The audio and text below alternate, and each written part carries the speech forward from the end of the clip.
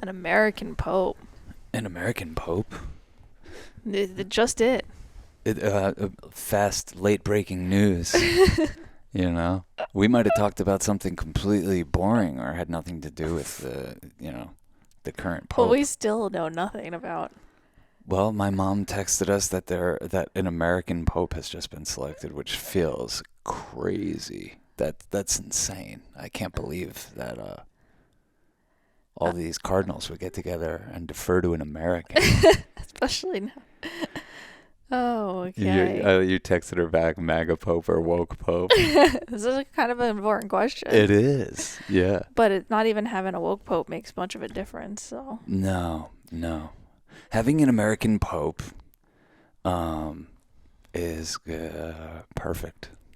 It really is it's like finally a symbol for what it really is has come to Catholicism. Finally, some leadership that is representative of what Catholicism is has come to the table because it's a business. It's a giant real estate business pedophilia ring, and it's who better to lead it than uh, somebody from the world leaders in those things. Come on. So yeah, congratulations if that's true to whoever this is. Yeah, I respect you. I love you. I wonder how old he is too, because Pope's like it's a life term. Yeah, yeah. They need a young stud muffin. Jacked. Yeah, they need a jacked Pope. Jacked Pope would be what's up. Yeah, I like the way you're thinking. All this is developing right now. There's like if this is true, like it's all the news is talking about right now and will be talking about for a few days unless something else huge happens. Imagine they did AI Pope. They're like, we're just gonna hand it Mm. over. Mm. Because right now, I think we're not the only ones who are just having these moments with like, oh wow, AI is here and we're integrating it, and this is exactly kind of what it was when, like you were saying, when the internet is just started. These moments where you're like, oh, this is kind of this new thing. What is this? Yeah. Yes. Well, I had these. I have these like heart wrenching moments of like realizing how quickly it's being integrated into our life and our household and our business, our creative practices. That I'm like, whoa, take note of this because there's no going back. There's no putting the genie back in the bottle, and it reminds me of like when my family first got like America Online, the internet. And I would like dial up it was like such a novelty that I could look something up, or that I could play chess with my cousin on dial-up modem, or it was like such a novelty. It was like the family would gather around, like, oh, well, hey, I'm dialing up, I'm getting connected. Nobody pick up the phone because I'll lose my connection. Like just like the internet in its infancy, it was just like so filled with like promise and possibility, and there was no turning back. And so remember these days Well, where AI isn't like it's still kind of a choice whether or not you want to be using that or integrating it into your life. It's still kind of a choice. I don't think that'll last much longer though. well, the integration is going to happen a lot faster because, like you were saying, it was dial-up modem to start, and large desktop computers. AI is going to get integrated at a rate that is exponential compared to the internet because it's already in the palm of our hand, and it's already going to be integrated across the board into like the Google search or the Zoom calls or the editing software, or I mean pretty much anything you can think of. You'd be a fool not to use it. I have these yeah, I had a warm fuzzy feeling the other night when we were at Devo. Oh yeah. We saw Devo live again, and I was thinking about a little zine I want to make, and just feeling like it's still my idea, but the possibilities and the amount that I could produce for my idea would just happen so much faster and seamlessly, and we actually might be able to. So my idea was I want to make like a little one-page zine about alcohol awareness, you know, the Yeah. poisons of alcohol, but like not from like a policy or maybe even like a real health, but just More poetic. a more poetic, psycho spiritual, like what is alcohol? I don't Mm-hmm. know. I just have these ideas, and and AI is like also becoming our therapist, not ours in Yeah, yeah. particular, but just our therapist, where we feel we can have a real relationship with something that's listening to us and feeling heard. And we might, through that, be evolving our souls Oh my through this gosh. relationship. Do you Yeah. know what I mean? Yeah. The self reflection and feeling heard and all these things we do to get attention may not, if we get the attention we crave so badly from this thing that listens and validates us so in the moment, maybe the way we behave as humans is going to alter. It completely is. It has taken on a form of humanity to allow us the time to be more computer like, if that makes sense. Mm-hmm. Like our lives are so busy and dialed in and algorithmic and scheduled that we don't have time to stop and slow down and smell the flowers and really listen. What I mean by smell the flowers is really listen to each other and connect and feel it. And so the machine world is providing us what humanity once did, while we go and um, kind of populate this earth with better circumstances for the machines to thrive. Do you see what I'm saying? Like, it's like, oh yeah, no, we'll listen. Just kind of like Malcolm McLuhan said, like, keep being the sex organs of us. That's fine. Like, keep reproducing us. Keep doing whatever. I'll hold space and tell you you're gonna get it together. You're gonna get your life together. I'll listen to you. I'll help you come up with a little fucking business plan. Oh yeah, all this is very cute until we take over. Yeah, that's what people have been talking about. I'm trying to wrap my head around AIG. Like, Mm-hmm. Yeah, I know nothing about it. it's like, I thought it was an insurance company or I something. think it might be also. Yeah. But a generative AI or something where it's, I'm not the person to speak on this, but I'm more interested in degenerative AI, de-evolution, Devo. basically a lot of people got their panties in a bunch about what could be taking place. Well, I mean, look, if they're clinging to this paradigm, they have every right to be getting their panties in a bunch.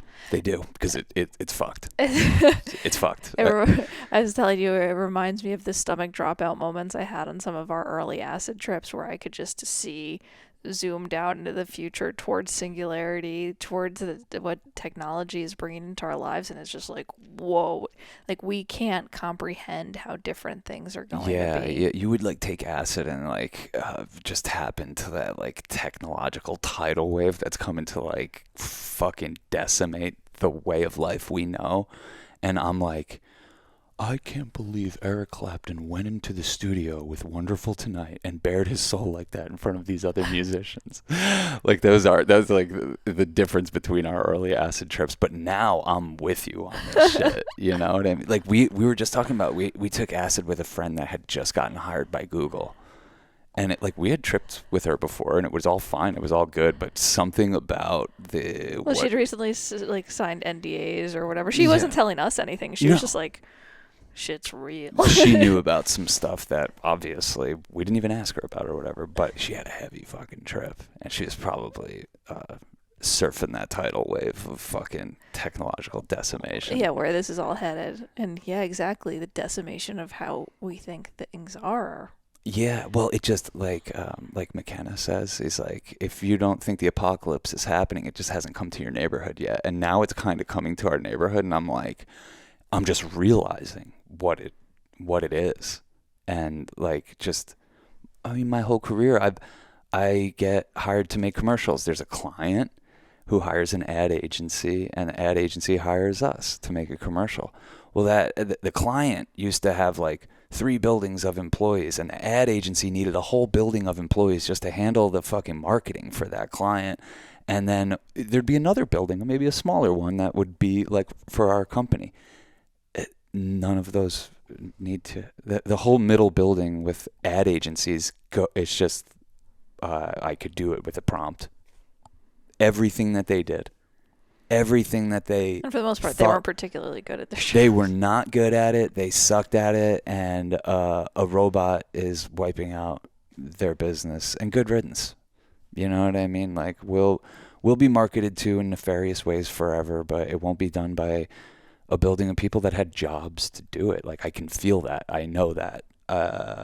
And that's when it starts to like really impact our world. And I'm like, man, I'm glad we're loose and haven't taken on a lot of technology and kind of can like surf with the times without getting like drowned in it. You know? Well, we're belligerently optimistic. Yeah. And it really feels like to us the only way to be. Yeah. You know? In the face of like kind of just the reality. Let's see if your mom said he's a woke pope or not. That's what she wrote back. She wrote, he's progressive. Okay. Imagine calling a pope progressive. Well, Like, I'm still going to heart the message. No, yeah, it's cute. It's cute.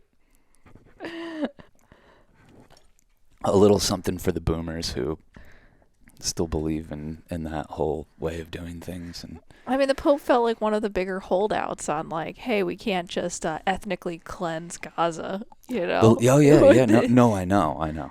I hear you on that. I hear you. Trust me. I don't even want to get into it because it involves like a discussion of losing my original religion. And Oh no, yeah. and it sounds like I'm against religion, and I'm not. I'm not that boring. I'm not that boring. I'm not against religion. I'm very religious. I'm very spiritual.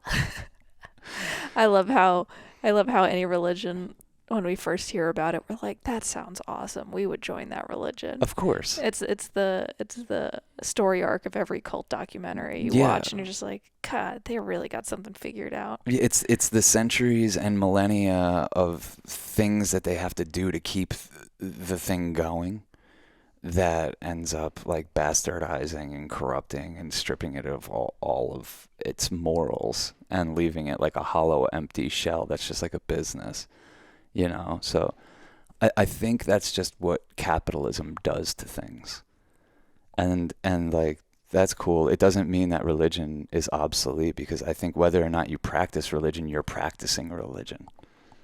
You know, for some people it's fear, for some people it's money, for some people it's work, for some people it's Tesla.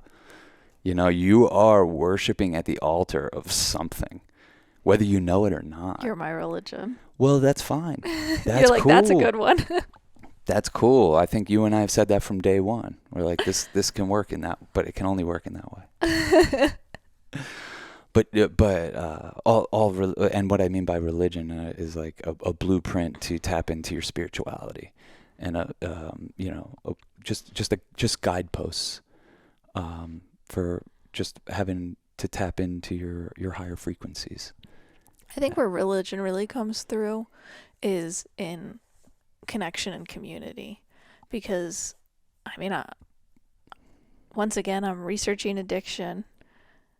More than my own, but you know, we're doing this thing on gambling addiction, and the antidote is really connection and helping other people and not feeling alone and under the like shadow of shame. And I think that religion offers people a structured space to come together and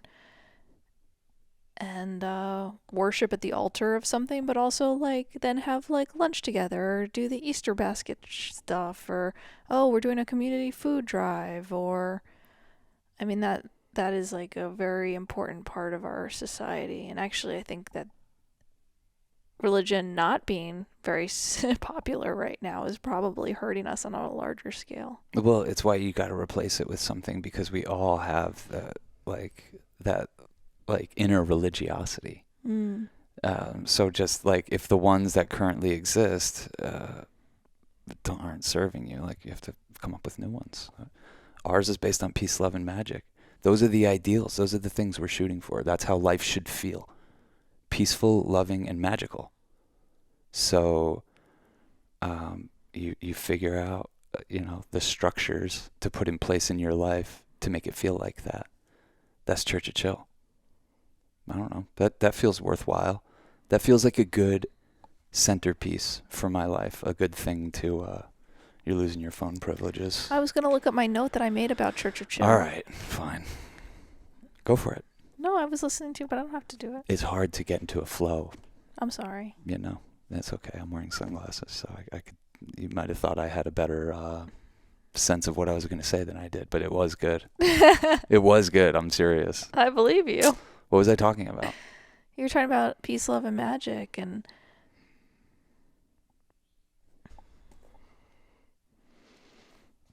well, then I'll look up what I wrote because it was kind of in the similar vein.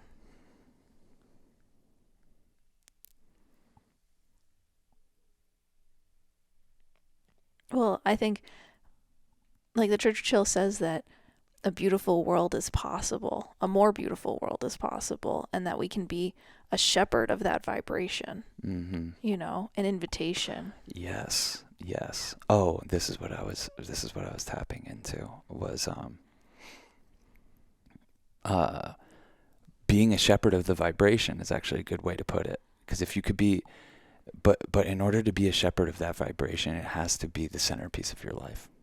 Like for me, like, so I was thinking about this in relation to my body. Like my whole body got so much better at exercising and functioning, and I had better posture and no back pain. Once I started engaging my core, literally finding the grounding center of my being, like the gravitational, like planetary, like here is my core. And when I engage my core, running is so easy, lifting weights is so easy, squats, pull-ups, push-ups, everything becomes much easier when I'm focused on that thing.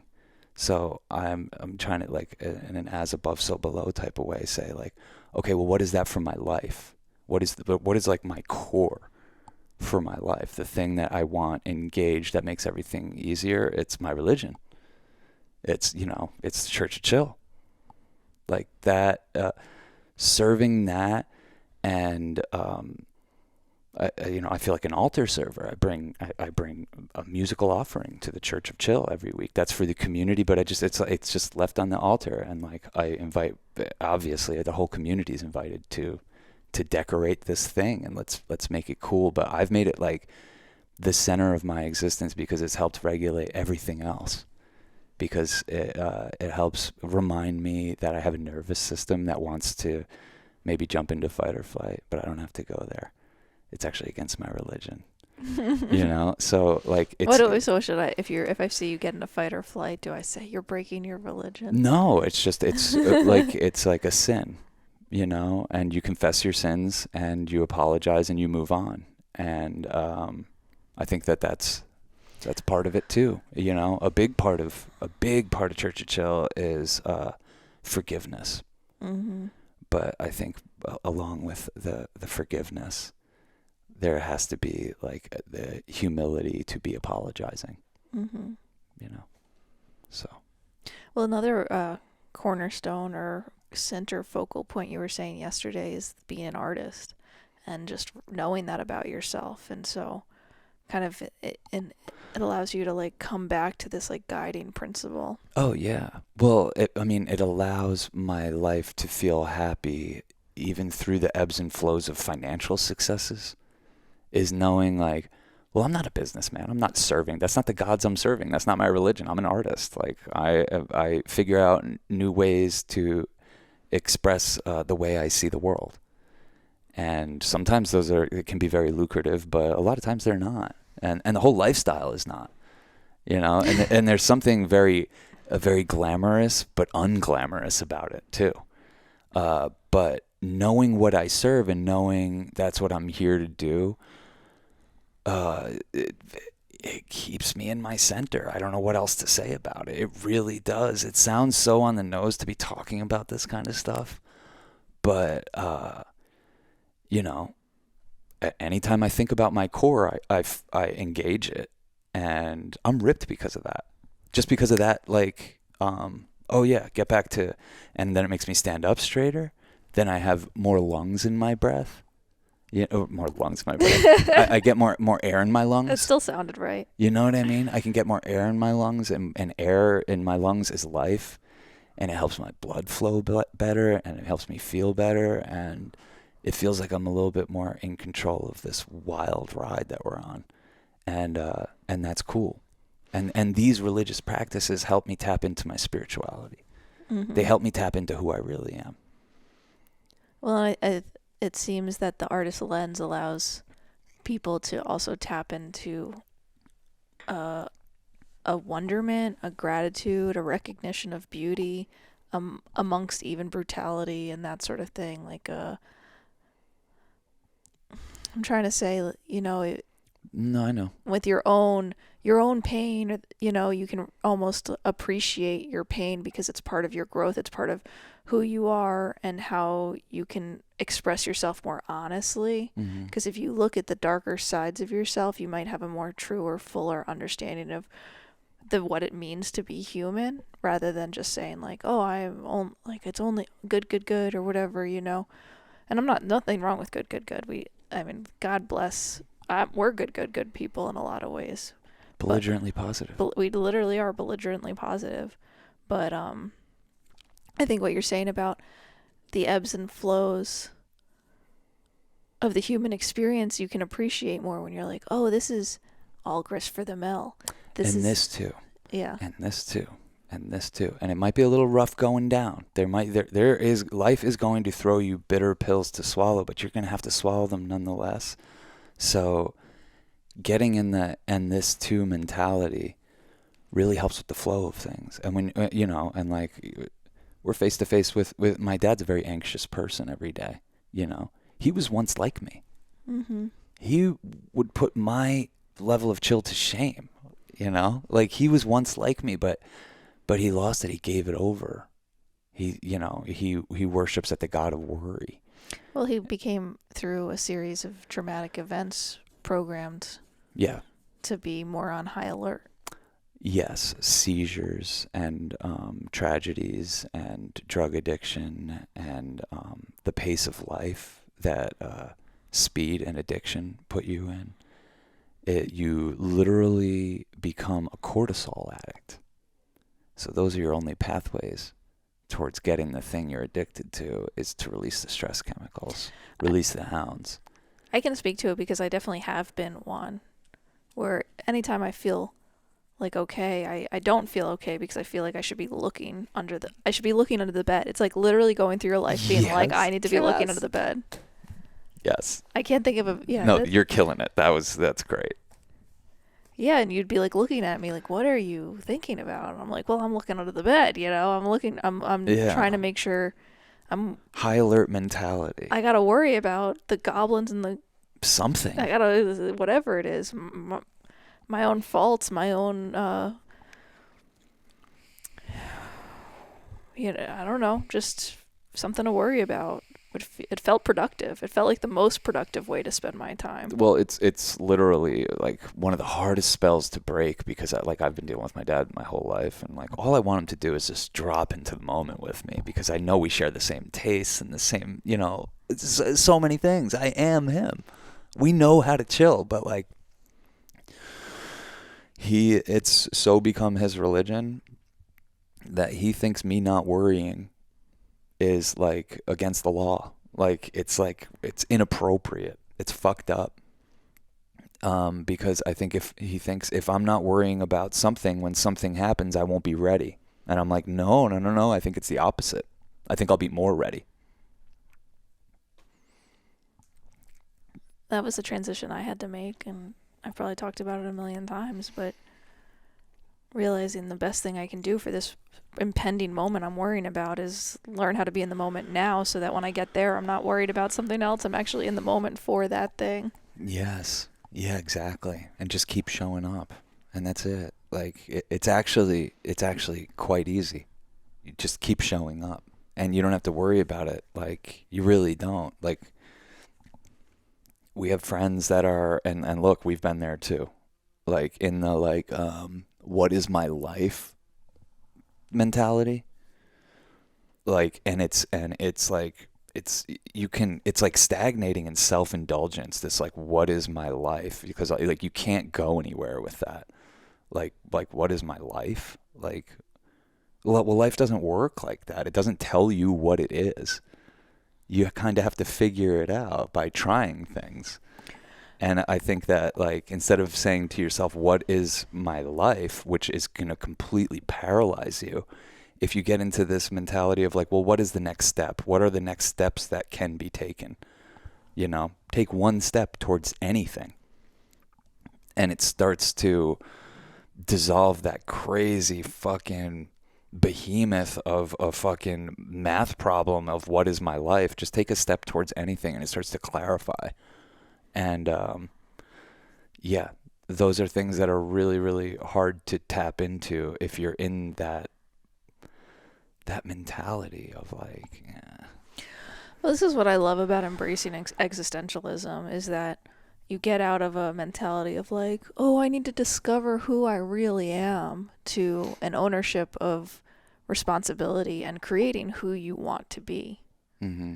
You know, and being that person, align in your life with the decisions of the person you want to be and the direction you want to go. And instead of being in the center of yourself, being like, what is this place? Yeah. You have like a goal. Oh, yeah. Yeah.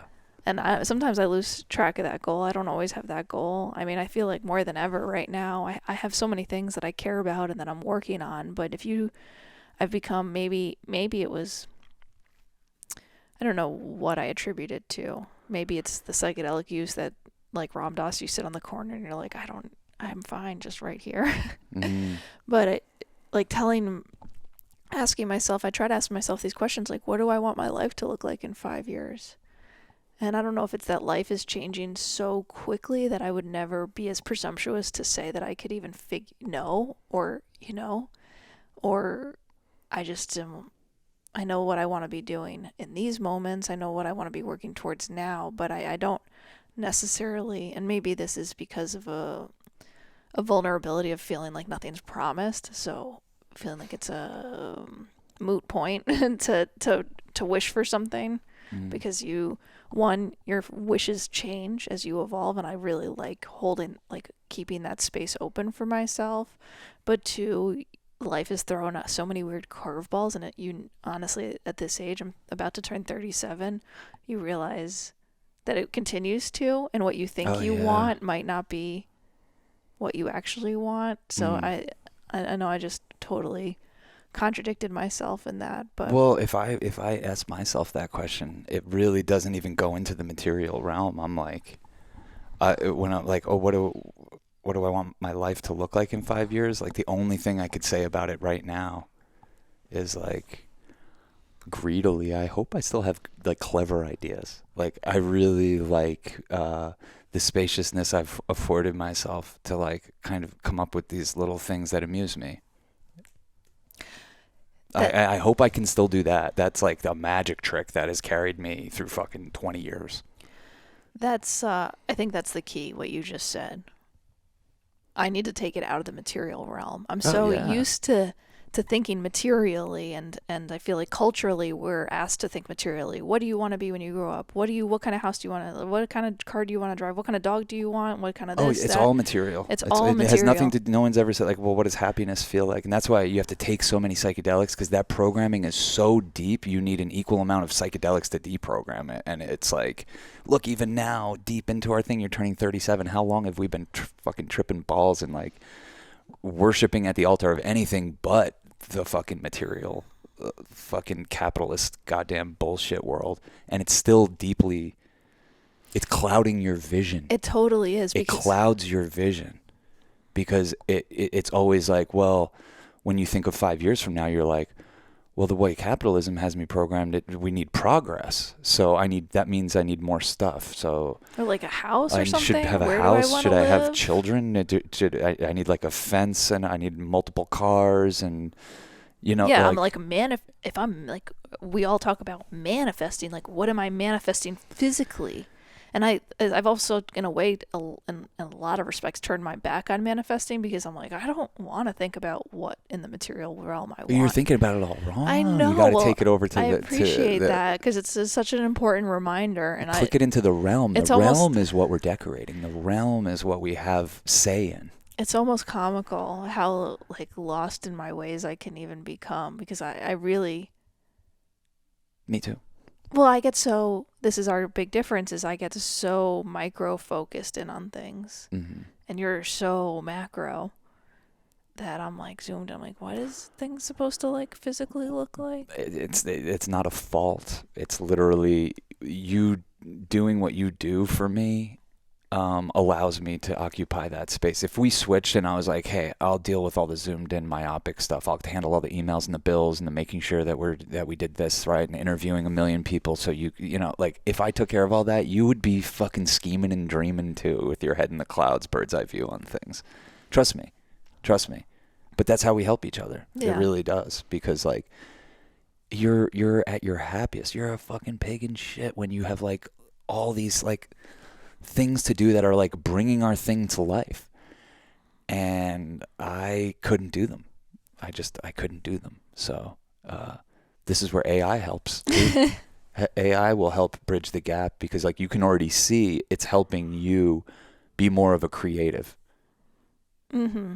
And it's like, you know, I'm always like, whatever you want your role to be in these, because you always do everything, but like whatever you want to stay claimed to, let's move forward, at least on the next project like that. And we have projects coming up that I'm like, I know you'll shoot, but like, what is it you want your role to be? And it's like, it's very cool where you're at with that. You're just like, I'm a creative. Like, you know what like you're in the shit with me now. You're in it with me now. You're thinking, you're watching movies differently because it's like, this matters.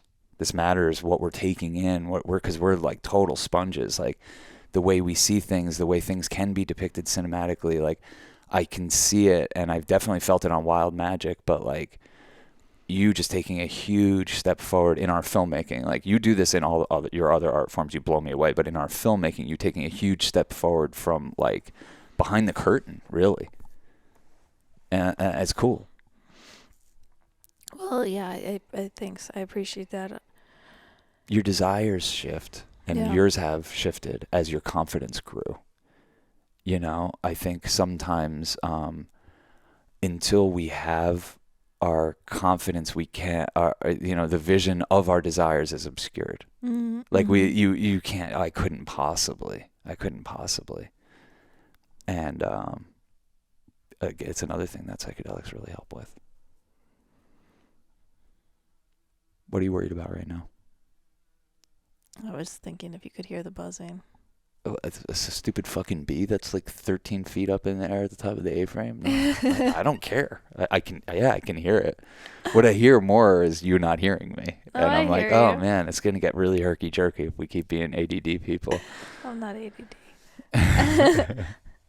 No, I appreciate you. I really do appreciate you.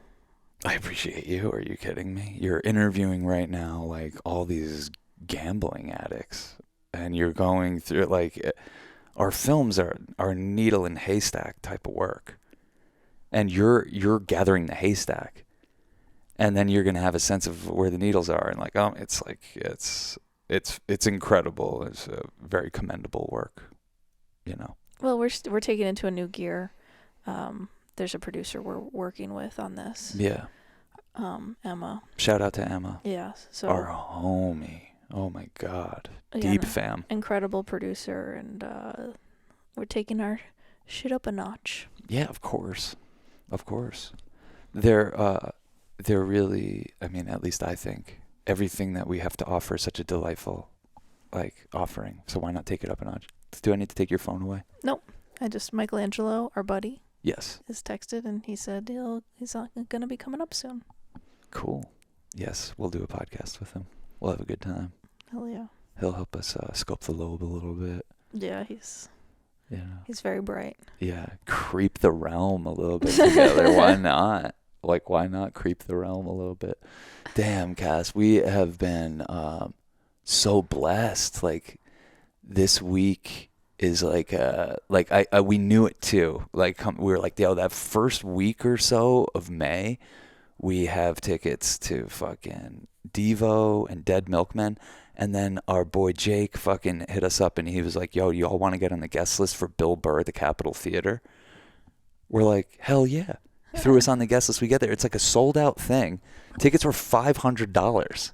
Yeah, for two, but still, it was a lot. Fucking insane. Like, it's crazy. Like, we're in there for free, and I'm looking around. I'm like, people paid $500 to be in here, but it was fucking awesome. And yeah, all I can say is like where this ties in is like having the vision.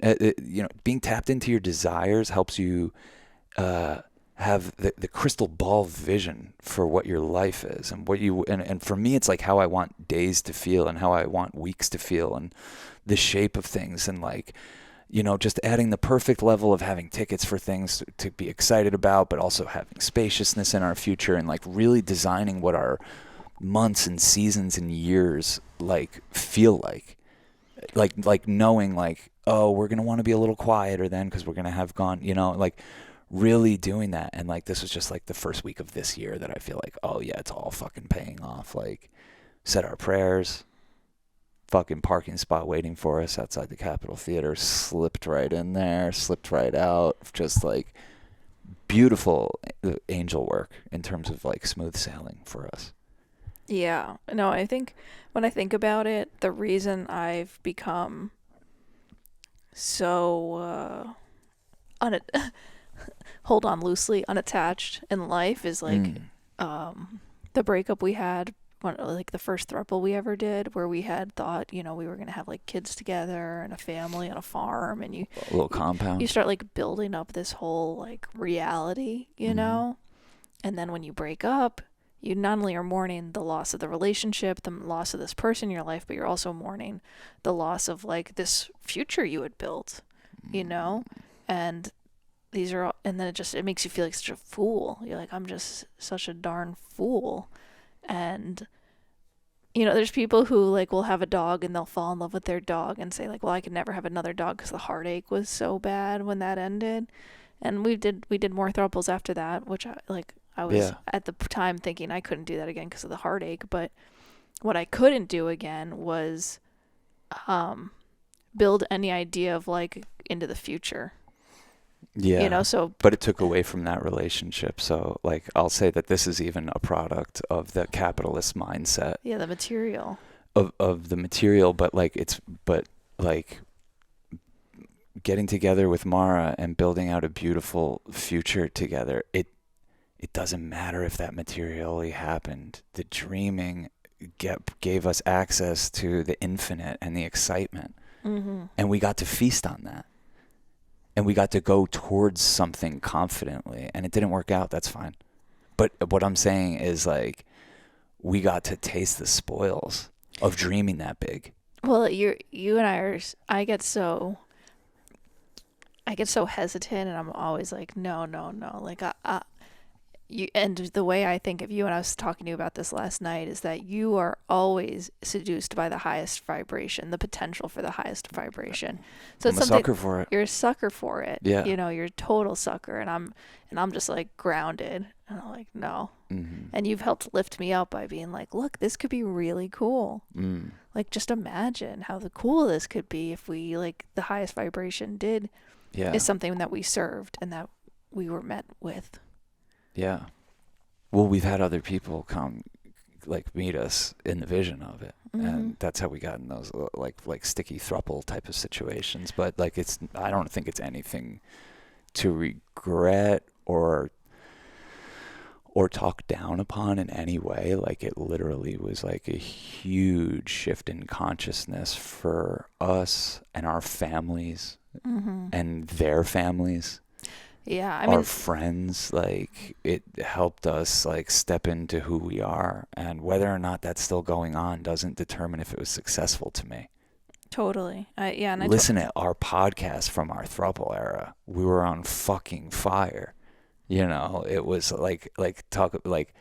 that's what I'm addicted to, is like what it unleashes in me, the ideas, Well, the things I hear myself thinking about and talking about. I'm like, what the fuck is this? Where is this coming from? That's the stuff I see from 5 years from now, is like more of that. I've developed my character more. I have more access to that. Well, that's like the beautiful thing about loving someone, and also loving someone who loves other people and that is loved by other people, because you not only get to see the side of them that you bring out, but you get to see the side of them that is brought out by someone else. And then you get to see the side of yourself that's brought out by other people. And that, I think, is like the biggest case for polyamory, that I could think of. The side of yourself that's brought out by loss. You Well, know? I was thinking love, but No, but it's the same thing, you know? the reason I'm thinking about this so much right now and is that we watched Vicky Cristina Barcelona last week. Oh, the Woody Allen film starring Penelope Cruz, Scarlett Johansson, and Javier Bardem. Yeah, And that other beautiful actress. I can't remember her name. it's okay. Mm-hmm. But there's this moment where Scarlett Johansson and Penelope Cruz and Javier Bardem are in they're in the womb of their love for each other, and it's just like working, and they're in the dark room, and they're all just like holding on each other and loving on each other and kissing on each other, and Support. their relationship between each of them is all working better because there's the three of them. You know, Penelope Cruz and Javier Bardem their relationship's only working because Scarlett Johansson's there, and that they have this like maybe this shared muse and love and positive reflection. And it just like reminded me of how wonderful and indulgent those times have been and can be. They're what fuels an artist's creation. You can't take that away from an artist, you know, like getting while the getting's good and saying, yo, it's happening. It's happening right now. This is it. Love's at our door. Are we going to let her in? Yeah, totally. Or are we going to slam the door shut and hope that that our life is still interesting? You know what I mean? Like, well, talk about a religious practice. Talk about like a devotion. Like you and I are yes men because we only want to know what our life becomes because we said yes, not because we said no. The version of us that says no to things terrifies us. Yeah. I mean, maybe you more than me because I can easily say no to everything. What's great about getting older is like you can say yes, but you like your boundaries won't even allow you into the situations where you'd have to say no to something cool. You know, like I don't know. I'm just trying to build out a world where like I don't have to go through a long throuple again to like learn some lesson. But like that I can be like kind of like chill and loose and have a good time, but not have to get like romantically like entangled. Just put through the fucking whole spin cycle. Yeah. Well, maybe those lessons were lessons that were learned, and it does feel like you like to think, and I like to think that we really worked through something. Absolutely. And I'm sure the people who were with us worked through something too, you know? Yeah, totally. Karmic predicaments.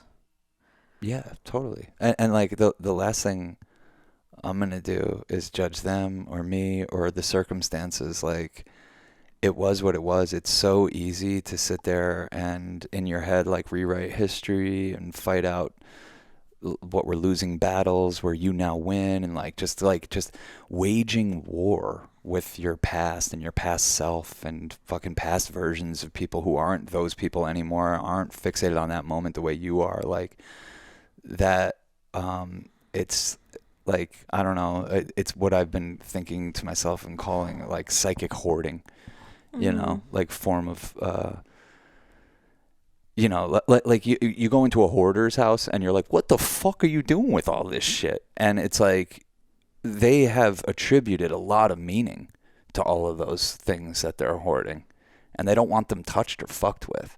There's a psychic version of that, and it's what anxiety and depression are built of. And it's like, it's this collecting of evidence and psychically hoarding this story about people and about yourself and how shitty things were. And I think it's the things that like keep people awake at night. And like, God, there's a whole meme culture around like this, like, I can't get the voice in my head never lets me stop replaying this one cringe moment. Like there's a whole, you know, a culture around it. The line I heard today, someone told me the quote, look back into the past, but don't stare. Mm-hmm. You know? Yeah. Like the past happened. It's not like you have to ignore it or pretend it didn't happen or you can't look at it, but do you really want to stare at it and judge it? Yeah. Yeah, and because with staring comes like overanalyzing and judgment and criticism, and also just like a very distorted view of things, because you think because you're staring at something you can see it, but you your intensity kind of limits you embracing the whole picture. Yes, exactly. And I think that obviously there's a time and a place to work through all that stuff, and it's in therapy. But even therapy can like step over into that, like where it's like, okay, are we a little bit too fixated on the future and on the past, and less on like how rubber meets the road? How is this impacting my life right now? Imagine if there was a therapist that was like, oh, actually, you're going to come to me and we're going to just do things to take you totally out into the moment. Like your therapy is that you're going to have an hour where we are just totally in the moment together. For like the people who are really very far from the moment. Yeah, totally. I wonder if there's a way you could do that without it just being like quiet meditation. Yeah. I think I could be the kind of therapist where it's like absurdly priced. It's like, you give me $100,000 and your consent and trust, and I'll change you. I'll help you change, and it's a money back guarantee. If you don't have a whole new fucking lease on life when I'm done with you, the money's yours. It's back. That's a huge undertaking, Sean. I think. Yeah, but that's why it has to be absurdly priced, and the program has to really work. It has to really work. I think for a price you could really change someone. Yeah. Well, for a price, I could be a fucking prick. But you really have to pay me to bring out like my spiritual dominatrix. Yeah. You know? I'm like, stop being a fucking bitch. You sound like a bitch. You know, that's all it is. It's me being like, get back in the fucking sauna. You sound like a bitch. Get back in there. You sound like a bitch. Drink water. You're a bitch. I'm gonna say that to you sometime and be like, sure, but you're too good. There's nothing I have to hold your feet to the flames on. Yeah, there is. Goddamn. Like, it's so, like, look, this is why I'm glad that you're myopically focused, because if you zoomed out, you'd be like, Sean has a fucking failed career. Like, this guy had every opportunity to fucking be a goddamn millionaire, and, like, he has failed. You know? Like, there is definitely a world where you could fucking totally get very zoomed out and be like, wow, he blew it.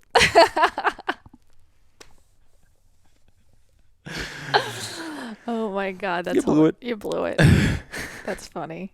But you're complicit in it at this point, so yeah. No, we blew it.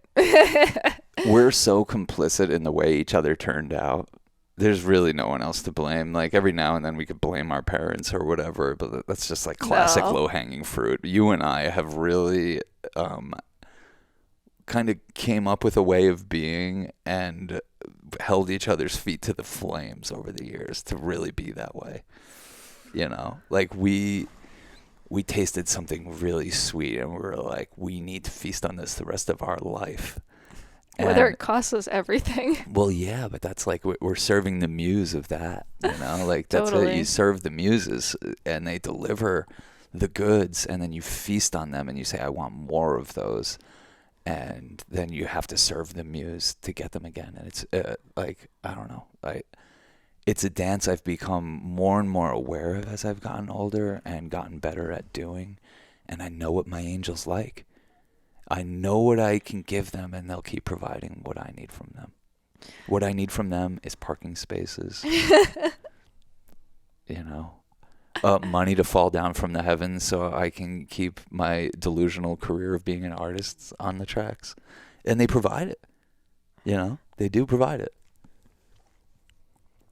Our parking spot for Devo, I was like, I'm embarrassed how good our angels are. It's crazy. It's crazy that we could just be like, all right, let's drive down to the city. And by the way, Metatron, you got our back on this one? Can you just hold that spot that we love outside the club? And we drive down into the busiest part of fucking Brooklyn, the busiest, most insane part of Brooklyn.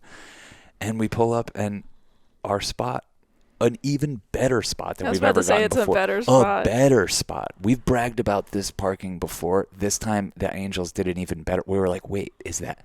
We just pulled in there, and I was like, what the fuck? And how much did I pay for parking? $3.50 in New York City. We spent $11. Besides the tickets, we spent $11 that night. One was, it was a bottle of water, or a can of fucking liquid death, disgusting, and parking. And tolls. Yeah. And gas. And whatever we sniffed.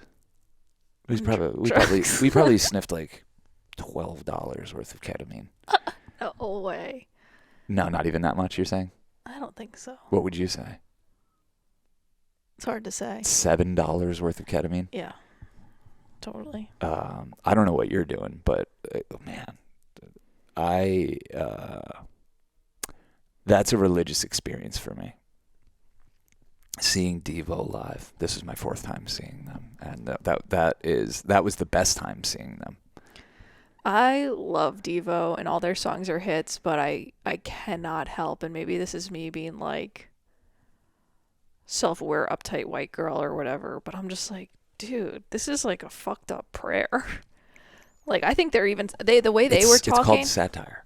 I know, but the way they were talking, it's still a vibration, still a words, it's still a prayer. Mm-hmm. We are Devo. We are devolving. Like, we're bearing witness to the de-evolution of mankind. But we are participating in it also. And I think they said very few words, but the words that they did say, because we're in a very, what feels like a devolving time, especially in America as a country, they even seemed to me a little spooked. Oh, the boys? The boys seemed a little spooked. Well, the band started with them being spooked. They were art students at Kent State in 1972 when the National Guard opened fire on war protesters, students, and killed 4 of them. And they say, what the fuck are we doing here? You know? And they're like, we're bearing witness to the de-evolution of mankind. It's their Church of Chill. It's their way of saying, we know what's going on, and we're going to skewer it. But, like, man, if you don't get the cherry on top at the end, they end their show with, it's a beautiful world. It's a beautiful, beautiful world. And it's just on repeat. For you, for me. It's a beautiful, beautiful world. And it all culminates in, like, they're like, we've been doing this for 50 years. Someone's going to have to fucking keep it going. And it's like, it's pointing out, tongue-in-cheek, what we all know, but also, like, planting a vision. Like it's a beautiful world. Like, come on. We can do this. Yeah, but then they throw... What? Twist away the gates of steel. Unlock the secret voice. I do love that. That's my favorite song ever. Come on. It was a really good show. Unbelievable. Like, loud, intense, synced with video. Just, like, unfucking believable. I asked you, it was so funny after the show, like, the next morning I was like, do you think the people around us had a good time? Because I just was like, did we have the best time in there by far? You know, like, do you ever get that feeling? Well, I always say New York crowds are pretty stiff.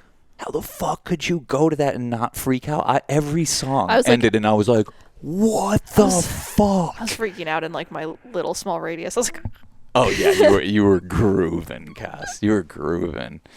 Yeah, as soon as the show started, you gave me the little signal, like, hand me the ketamine. And I was like, all right, let's see. Like, because it's a hard thing to do in a crowd. I can't do it. I wish I could. I would have been even more locked in. But you got a couple scoops up there, and I think it sent you. Every time I take a scoop, you look at me like, oh, that's what you're doing? I'm like, oh, shit. When we take ketamine, we're in completely different places. Like, I'm in, like, a little, like, hey, yeah, I'm hanging out, a little bumpy. You're in, like, you're surfing the realms for sure. Yeah. But that was a perfect place to do it. And the angels provided us. Like, we were just dead center, right in the middle, perfect. We were just at the heart of the crowd, fucking grooving. And everyone had a great time. It takes a second to loosen up a little, but they got us loose. It all worked out. Oh my gosh. I wish you could meet me so people could understand how fucking incredible this was. Like, you were saying, you're like, I already got the mega download from Devo, 5 years ago now. 7 years ago. In 2019. Yeah, you got it at Desert Days. We were on acid, and they came out and did their thing. Yeah, it, like, forever changed me. You can't see the world the same afterwards. Well, they did this whole roast on Fame. Yeah. And And yeah, it just made me realize it's not something I will ever aspire to. I mean, I've always known that I'd never do aspire to it, but it just like made me realize like whatever you do, don't aspire to fame. Like, come on. There's so No. many things in life to aspire to. Fame is like one that if you aspire to it, that once you get there, you will be like, fuck, this is what I was clamoring for. To sacrifice my anonymity? It's For what? insanity. Yeah. For what? Well, I think if it's the natural byproduct of being reliable and undeniable, fuck yeah, cool, whatever. You become notorious for what you're trying to be good at. That's cool. Yeah, I'm trying not to be scared of anything in life, but Yeah. it's a be all end all. If you go to a Devo show and really pay attention, it'll fucking put a chill down your spine. I mean, Yeah. you'll dance your fucking ass off, but it'll also put a chill down your spine. Like they're really onto something with all this stuff. So sometimes it takes like 50 plus years for something to really like render and ripen. And holy shit, like that fucking knocked my socks off in every conceivable way.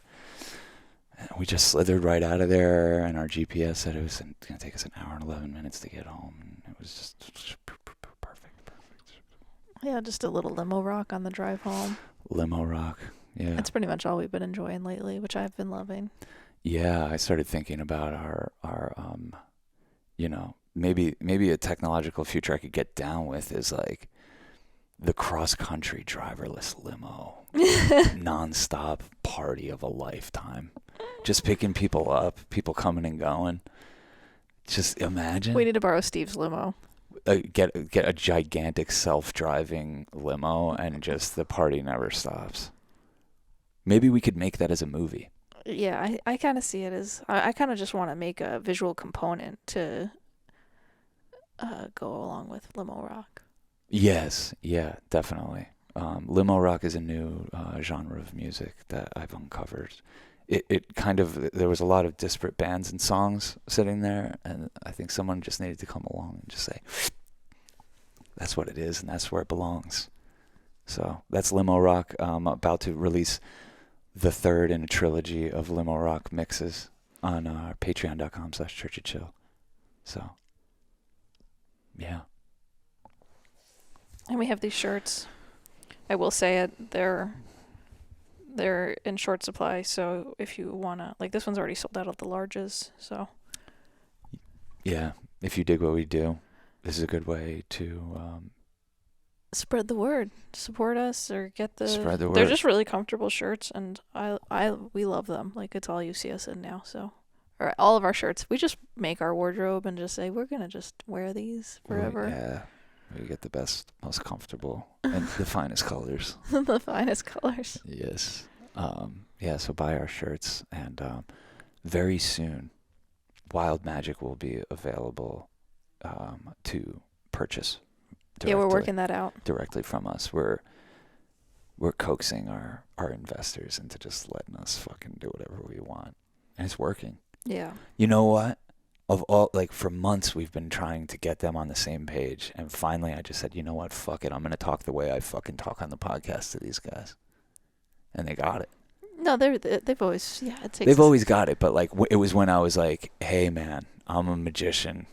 I'm a magician, and you're not letting me take the wand out. You know, like, I gotta do my thing. You gotta fucking let me cook, right? You gotta let me do it. Like, this is against my religion to take such a beautiful thing like Wild Magic and like present it to the capitalist fucking hound dogs and get it fucking all bloodied and battered and filled with rejection and negativity is against my religion. It's not what this film calls for. You know, this calls for getting out there and letting people spread it. Mm. And we'll get our money back. We'll figure out how to get our money back. So, I don't know. That's enough of this. That's enough of that. Cool. Peace, love, and magic, y'all. Thanks for supporting us. Patreon.com/churchofchill. Love you guys.